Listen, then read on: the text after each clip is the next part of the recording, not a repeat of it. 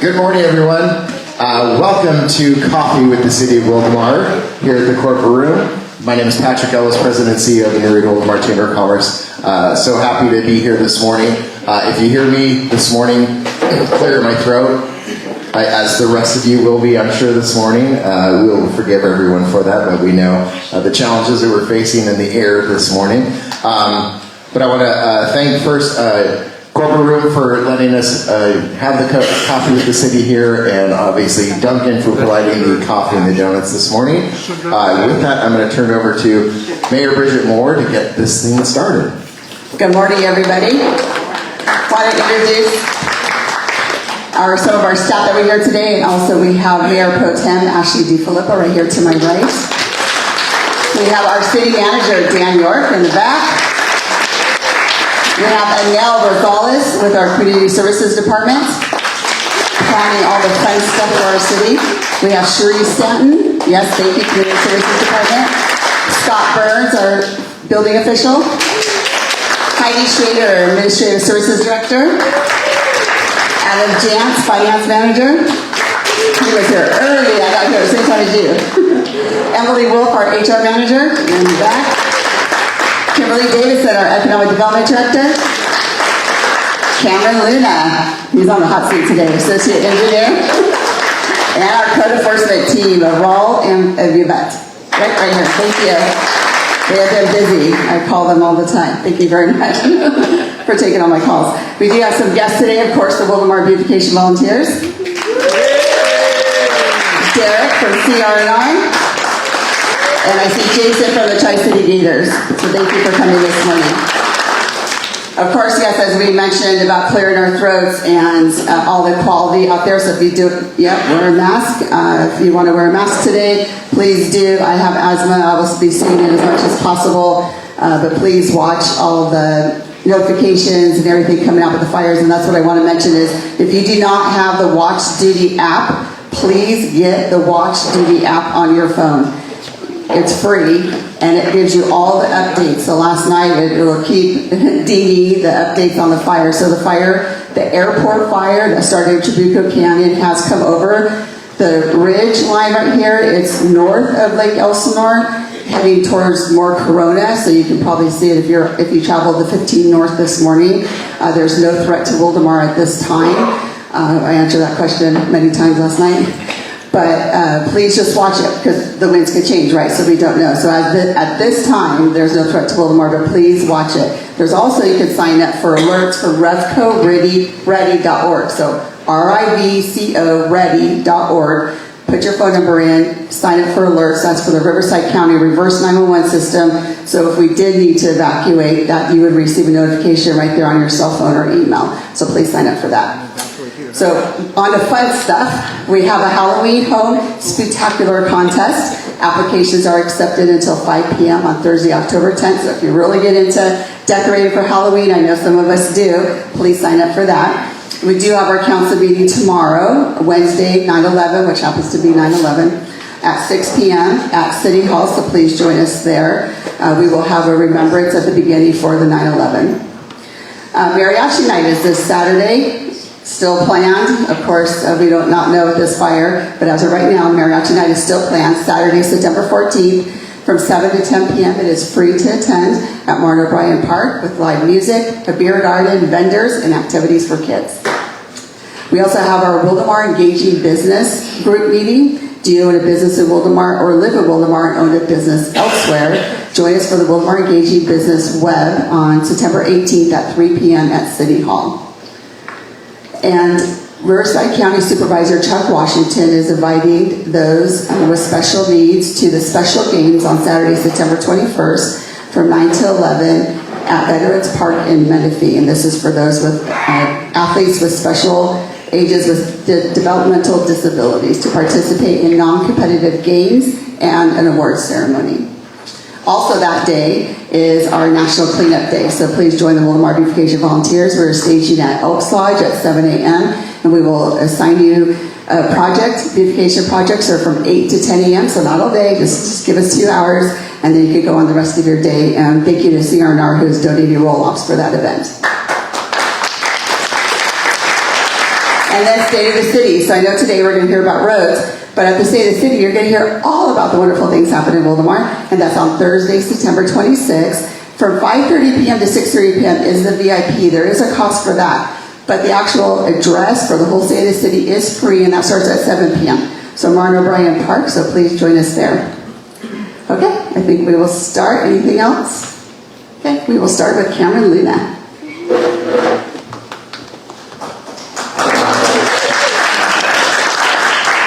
Thank you, Mayor. Good morning, everyone. My name is Cameron Luna. I'm one of the associate engineers in the City of Wildomar Public Works and Engineering Department. And today is the time of year that our department comes forward and we happily present to you guys the road improvements that are going on in the city. And so capital improvement, otherwise known as CIP, is just the construction and maintenance of our public infrastructure. So we're talking roads, sidewalks, drainage, any city facilities, or site development such as parks. So that's all under the umbrella of the capital improvement program. And capital improvement is one of two municipal services that the city provides under engineering, the other being land development. So today will be all about road improvements that are all done under capital improvement projects. And just the picture in the background, that was the biggest project that we completed in the prior fiscal year, which was the Bundy Canyon Road Widening Phase 1 improvement, and so that was the finished product, which included 2 traffic signals, new travel lanes, sidewalk connections, and much more. And so under CIP projects, we have 9 primary categories, which today we're going to focus on roads and maintenance, both of which are under the transportation subcategory. And of those 2 categories, for transportation, it combines our 18 projects in our next 2 fiscal years. The current one that we're operating under in the following fiscal year that's been approved as part of your biannual budget. And so 18 projects comes out to just about half of the total projects of those 9 categories. So heavy emphasis in roads in our capital improvement program. Within this 2-year CIP budget, there's a quick breakdown of the fiscal funding for the categories, those 9 categories. So combined between roads and road maintenance, it comes out to about 75% of our total operating budget for the capital improvement program. And that's pretty consistent between the 2 fiscal years, averaging about $45 million per year. So it's a lot of investment and community resources going towards making these public infrastructure improvements. So I wanted to highlight the projects that we're actively working on now within this current fiscal year and things that we should be excited about. Things that our staff has been working for several years on, producing plans, estimates, going through environmental stages, doing community outreach at events such like this, getting public feedback, and trying to produce these projects, solicit them for money, and ultimately construct them so we can give them back to you, the community, to fill these needs. So the first one I was going to highlight is the Palomar Street Widening Project. And so from here, it's from Gruel Street, which is the corner of where our fire department is just down the street south of it. The Wildomar Cemetery takes up that block by the post office. And so we're all pretty familiar with that area. And the need to now provide additional capacity, bike lanes, sidewalks, and improvements at the intersections. And so we show some things here in the concept where decorative crosswalks and what is kind of Wildomar's, hometown, downtown area that's going to see a huge facelift. And so we've opened bids on that project. We are hoping to make a recommendation on the status of that construction contract at the October council meeting. So just a month from now. And if we move forward with that, we'll be beginning construction this fall. And given the working days that we're providing on that contract, it should be a delivered project by the middle of next summer at the end of the fiscal year. And so the current status of it is we are completing our due diligence with the lowest bidder on that contract. But we are excited that we will soon have an impactful project in construction. Next, I'm going to go to one of our cornerstone marquee roadways, Clinton Keith Road. Several of us might have taken Clinton Keith Road to get here. And so Clinton Keith is a vital connector between us, the city of Murrieta, the county and the Tanoha area. And as you know, there's parts of it within the city of Wildomar where the capacity changes. Sometimes it's 6 lanes, then it bottlenecks into just 2 lanes, and we have existing bike lanes that terminate. Well, this project will right all those things and build Clinton Keith to the ultimate condition, which will then, from Murrieta all the way to Winchester, we'll have a full-fledged, multi-capacity roadway, sidewalks included, bike lanes included, to help move people and goods throughout the city of Wildomar. And so, as Kim loves to refer as our Miracle Mile, will have these things on it to help bring people into Wildomar and help our community move. And so, within that, there's also going to be additional traffic signals. Where is staff at with this project? We're often asked, but it's a fully funded project. We have a team assigned to it. We have grant funding awarded on the project, and so what we're hoping is to complete that design here by the end of the calendar year so that we can solicit it for the spring and be in construction this summer. So the same timing with the next project, which is Bundy Canyon Phase 2. So picking up right where we left off with Phase 1, so about a quarter mile east of Oak Canyon Drive, is the not only a widening but a realignment of Bundy Canyon all the way to the farm road. And so up into the farm community, this stretch of road, it's got some vertical curves, it's got horizontal curves, it's got a lot of traffic, but this would also be an ultimate improvement to where we can provide 4 lanes of traffic to each way with a painted median, and off-site would also be our active transportation components. And so we have a 15-foot trail design for cyclists, for walkers, which is completely separate from the roadway, and so we can have that multimodal transportation. Within that design, there's additional signals as well, and we are also trying to complete this design by the end of this calendar year. So it followed a similar timing as Clinton Keith, with wanting to put a project out there for bid, make that recommendation, award it in the spring, and construct throughout the summer periods.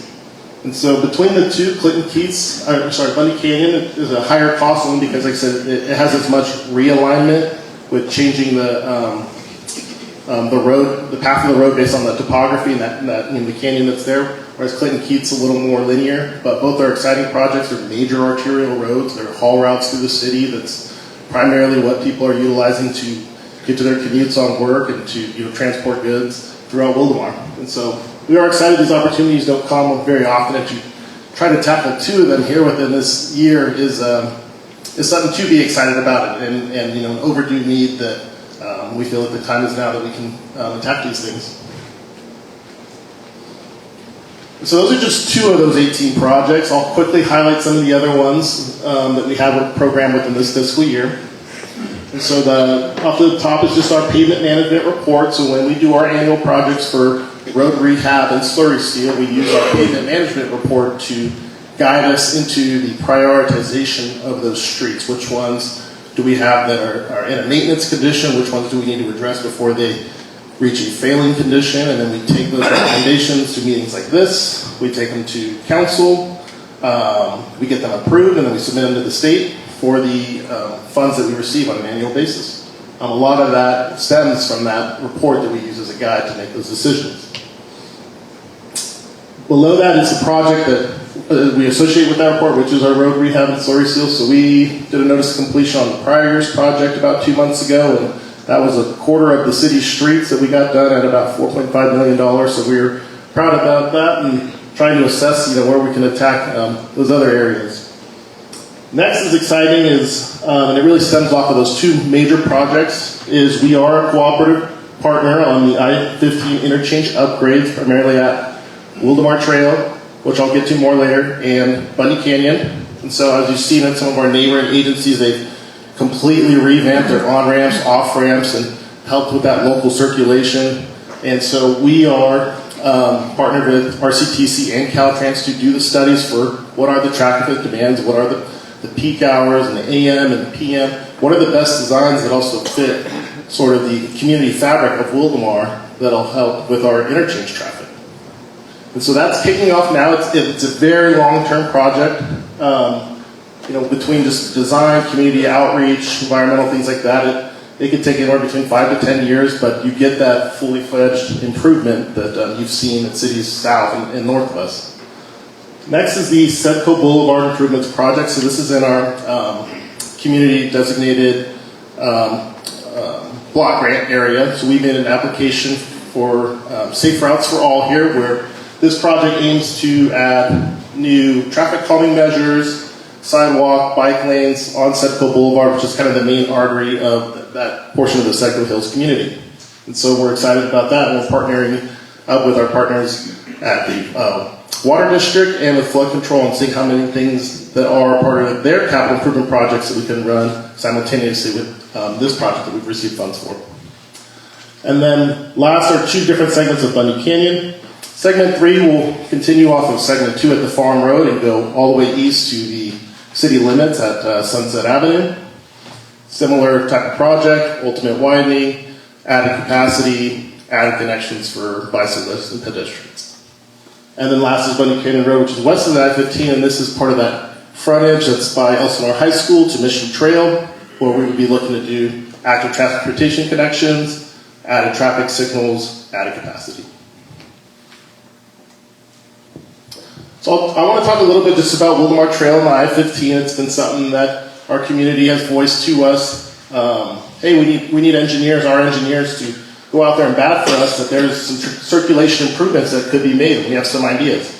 And so I'll briefly just explain that ultimately the state right-of-way is something that the city doesn't control, but we can share our opinions to that group on how they can better mitigate the traffic impacts. Specifically, Wildomar Trail going eastbound, to get to that south off-ramp, the geometry there may or may allow us to have that through lane and a dedicated right, which would help with the queuing and the congestion during those peak hour traffic. So we've brought that up to their group. We sent our traffic engineers, our public works director, had a powwow with them. And so we're excited about looking at some of the interim opportunities that we could do there for traffic signals that could go in and be a viable solution to us without having to be dependent on the interchange project and the study that goes with that. That's going to take a lot longer. So it's a little open-ended, but I mean, we have looked at it from our staff. We have proposed to them some solutions that they could provide today, and with a coordinated effort can be something that the community can benefit from, a year or 2 from now versus having to wait for a complete interchange project. And so we're excited based off of what we discussed in that meeting in that group in order to provide you guys future updates on that and what we can do now.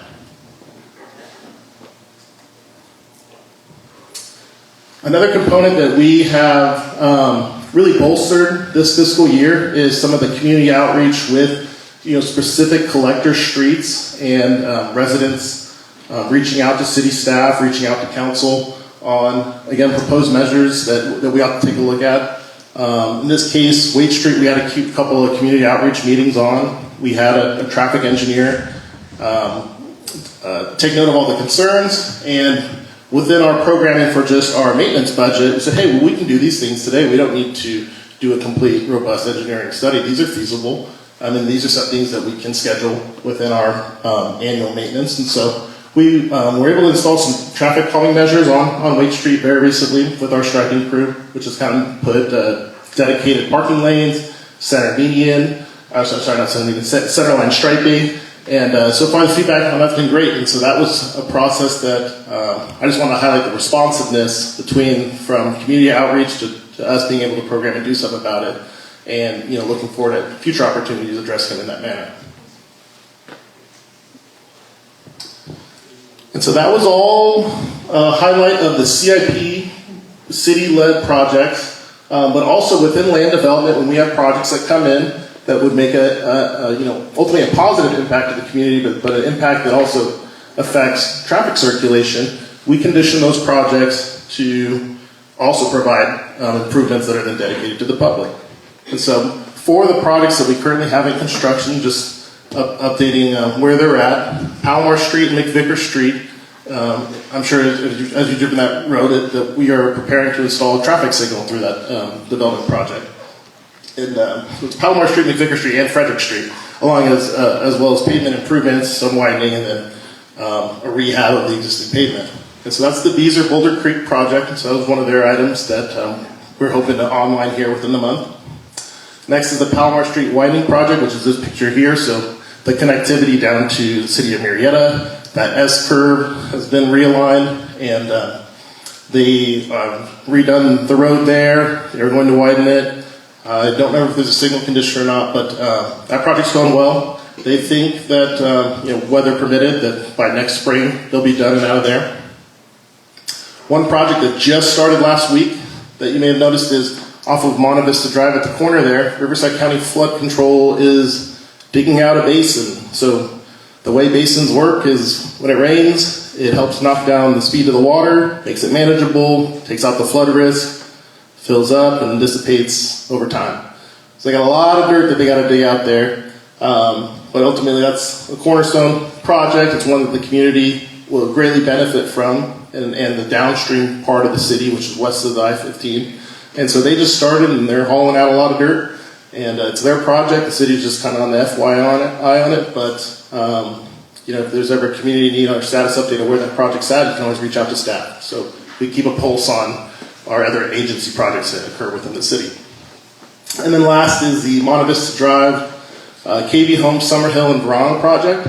And so at the conclusion of the flood control project, where they'll make street improvements on Monte Vista, that will also allow the developer KB Home to come in and put a traffic signal at Summer Sage Way. So those projects are tied together, and between the 2-3 developments, there will be 2 to 3 new traffic signals that are a part of the city's infrastructure network. So that's exciting. So with that, I said a lot, but we're always reachable. You can feel free to contact city staff. We have the general email there. I have my city card if you want to grab me after taking card. But our capital improvement program is a public document. It's one that we take to the council to get approved with the budget. We list it on our website. So anytime you can find out the funding status of a project, the prioritization of a project within the 5-year fiscal years, and who the project manager is if you have questions or want to provide input. So our information's there. We're available, and I appreciate your time in being able to present this material. Thank you. Thank you, Cameron. So I'm glad he's young. He's going to be very, very busy, send treats and oxygen to keep Cameron going through all of those projects. Or next year's be very busy, Ashley. Very busy. So any questions? So a lot of questions I hear on Facebook is what, besides the detention basin, which is right here in Monte Vista and Bundy, what's being built next to Shell? That is going to be a Starbucks and a McDonald's. So that's like one of the number one questions on Facebook right now. How's that going to enter into that for today? You're going to, and there's going to be, where the signal is right now at Sellers, you're going to go, it's going to be right there, the driveway's right there, so you can, if you're on Sellers, you can go straight across the Bundy right into the new center. Yes, at the signal. Thank you. At the signal. Yeah. Yes. Are all these project designs available to view online? Yes. For the most part, once we go to bid the projects, they are available. When they're working documents, you can specify what it is that you're interested in viewing. But once they're bid out, they're listed on our website. They go to council, and so we share them. Any other questions? Yes? Don? Always appreciate everything that Cameron and Jason and the whole staff are doing with Public Works. I really appreciate it. Great presentation. I had a question on Clinton Keith. I noticed it said there was going to be some signals included in the CIP. Where are those locations? I know that there's Elizabeth Lane, I believe there's a signal location there. Is there any others? I know that we're going to do signal modifications at all the existing signals, Don. So Inland Valley, Wildomar Trail, Aria Drive, Shopping Center Drive, and Smith Ranch. I believe it's Elizabeth is one. I'm drawing a blank on the other, but we're often in contact, so I will get you that information. Thank you, Joe. He already asked a question. Okay. Yes, Caesar. I heard you say a couple times the traffic calming measures, or I think that's what you said, traffic calming measures, and so maybe explain a little bit more what that is, and examples of it, and what it means. Yeah, so primarily it's just delineating lane assignment. So when we have roads that have a wide enough width, delineating what is that, it's minimum of 8 feet where you can park a car. If there's a bike lane assignment that's already there, giving that delineation of the width of that, if we can put a buffer. And then the center line, so some roads do not come with center line. They may be already lit with street lights. In the case of Wade Street, there wasn't street lights, and so putting a center line also gives you that inside boundary to where all the cars are properly spaced through the duration of the roadway. I'm not sure if you ever drove on Wade Street before. There was no lines at all. But now, and then for most of it, you can't park there now. For about 3/4 of it, there's no parking. But drive it right now, you'll be like, wow, it really changed by them putting in the lines. Yes, Joe. Okay, you mentioned up You can there. wait for the microphone. Oh, one second, Joe. Good. I don't want to. Okay, you mentioned up there at I-15 and Wildomar Trail where there's going to be just one, it's going to divide the right-hand turn to the traffic going across the bridge. Now, when they start working on that, you mentioned something about it's not going to interfere with any of the right-hand turning, or is that going to cause a problem and then we'll have nothing but a mess of traffic like we do now? Sorry. No, that's okay. When I was discussing interim things that we proposed to Caltrans, because again, it is their right of way, so they would hold the liability and the geometry of that. But no, anything that we would do would be an improvement. So right now, going straight across the bridge, if you wanted to go northbound or if you wanted to turn south, it's a shared lane that's wider than it needs to be. So.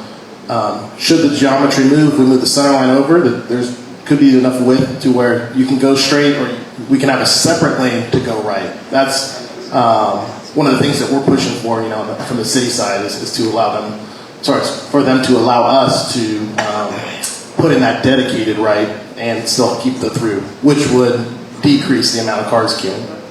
I just don't understand why they didn't think of that before they did all that should have been part of. That's just me. It's a good comment, and with the projects that have been conditioned there, one of them was those interim signals, and so we are now revisiting that idea and saying, hey, that need's still there. What can we do on the city side to partner with you guys to put these things in? Because our community is asking for it. So, great. In the back. Yes, Leonardi. The question I have is Ronald Reagan School. It's always jam-packed if you go down that street. I don't know why they don't widen that road so people can park. They're dropping off the kids or picking up twice during the day. It's a nightmare. Yeah, so the school reached out to staff. So I believe our city manager is meeting next week with the school district and others to work out a plan for that. And I would like to add that one of the city projects is the 27-acre park, which wraps around the school, which will add some of that street widening improvements as part of the project and help alleviate additional on-site parking at the park itself, which the school traffic could benefit from. Thank you. All right, any other questions? They'll start flooding in as soon as you start doing this. So I'm not an engineer, but so Caltrans, built these interchanges before we were ever a city. That was a population, of course. Now we're booming out here. I'm not an engineer, but I think there's totally room. They have that little area right there. They're going to shave it off. They make the right-hand turn because we picked up litter there before. So I mean, all it is a collector of litter right now. They're going to shave it off and make that right-hand turn lane. My opinion.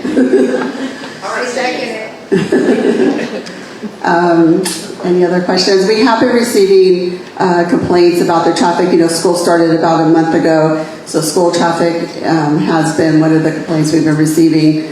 There is a 2x2, so I think you're on it. Okay, Ashley? The Yeah, so the school has 2 members of our council and 2 members of the school board, and they meet quarterly, every other month, and they discuss issues. So that is definitely something that's added to the next agenda. And this happens every year. School has started. There's new traffic patterns. Children change schools. They were the elementary last year. Now they're at middle, so the parents are now having to do a new traffic pattern. And this happens every school year. The complaints come in. Once this schedule and you get the system down, the complaints start to die down. But we are aware, and I also feel like children just aren't walking or riding their bike to school as much anymore. I did. I just happened to take a little tour of my childhood this week, but I rode 2 miles to school, so I don't know. It seems like there's a parent for every child now that picks up at the school. So we are aware of the traffic. I live in the track by William Collier. I also have to deal with the traffic twice a day. I know if I have a meeting, I got to leave before 8 a.m. or I'll never get out of my tract. So it is just something, if you live near a school, that we do have to deal with too. All right, any other questions? Is this exciting? Everything going on at Wildomar?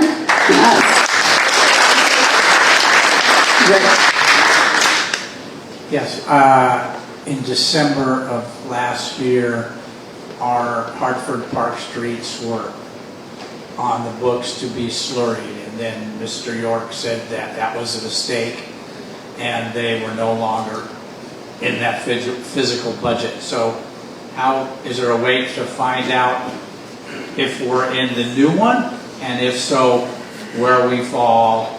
So we're doing the payment management program that Cameron mentioned earlier. So in that is where we'll see where the streets are. We did do 4 million of the streets, seal and repair last year, or finished up last year. So once we get the new payment management report, then we'll see where the streets are. Okay, cool. But we have a lot of people. I want Bundy Canyon, west of the 15 ton.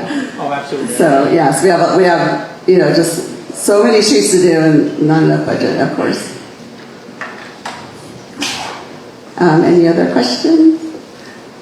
Well, thank you. We had a great turnout today. I thought maybe with the fires and the ash that we might not have a good turnout, but thank you for coming. All right. We had a guest, Desiree's here from Assemblymember Sanchez's office. So thank you very much. Do you have an update? Oh, Jason, yes. And then we'll have Desiree come on up. But Jason. Good morning, all. My name is Jason. I'm associate with the Tri-State Gators, Wildomar's youth football tackle and cheer program. This year, reintroduction. We're in our 2024 season. I'd like to introduce Tom Shirley. He's our president of the Gators. This year, with North Temecula Valley, where we're at right now, we're servicing kids from Wildomar, Elsinore, Hemet, Temecula, Menifee. We have kids from everywhere. This year, we have 212 kids playing through, well, we have 8, 9, 10, 11, 12, and 13 teams and age group teams. Plus, I think we have close to 50 cheerleaders. So we're doing really good this year. We're real tight on space with the park where we're at practicing. We're in our season. What did we do? 2 of our teams lost, but the rest of the teams won, blew everyone out. But we're back again this year for the Gators. Okay, good. Thank you very much. I know that you are almost busting at the seams there at Martin O'Brien Park, which is a good thing, but we might have to think about maybe in the future you might have to move to another practice field. Not that we want you to, I'm just saying because you are growing so much. Right, so thank you. So we have Desiree Ferraro from Assemblymember Kate Sanchez's office with an update. So thank you so much. First of all, regarding the fires, it is affecting our district, both sides of the Ortega Highway. So the Assemblywoman is monitoring that really closely. If you want to check her Facebook page or her Instagram at ASM Kate Sanchez, we're going to be providing updates throughout this. Come a little closer. Yeah.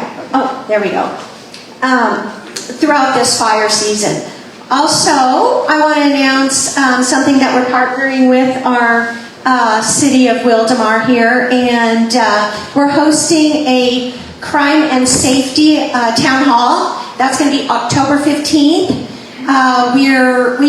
We have Senator Kelly Ciarto as well as Sheriff Chad Bianco. We've invited several other law enforcement type individuals, possibly resource officers. We're not sure who the entire guest list for participating is going to be just yet, and that's going to be announced pretty soon. But save the date, October 15th. It's going to be at, thankfully, we are so appreciative, Wildomar City Hall. So hope to see you all there. How many people do we hold in our council chambers? 80 people-ish in our council chambers? How many people in our council chambers? Yeah, 80-ish. My point is get there early. 60, okay. So get there early. Or maybe we can have outdoor overflow. Yes. Well, we could do speakers outside. We could do overflow speakers outside. All right, Yeah. thanks. So thank you. We're happy. We're thankful that you asked us to host.